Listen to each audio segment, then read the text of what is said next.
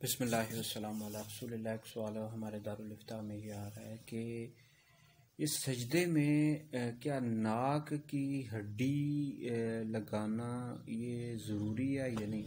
تو اس حوالے سے یاد رکھیں کہ پیشانی کا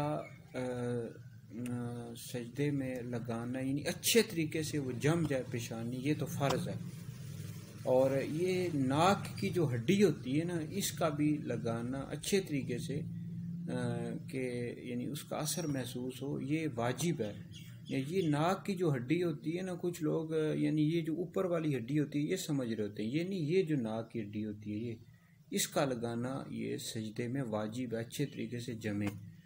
تو اب کچھ لوگ ہوتے ہیں وہ صرف پیشانی اچھے طریقے سے جماتے اور ناک کی ہڈی نہیں لگاتے، تو اس طرح اگر کیا کسی نے کیا تو نماز ظاہر بات ہے مکروہ تحریمی ہوگی، واجب الاعادہ ہوگی۔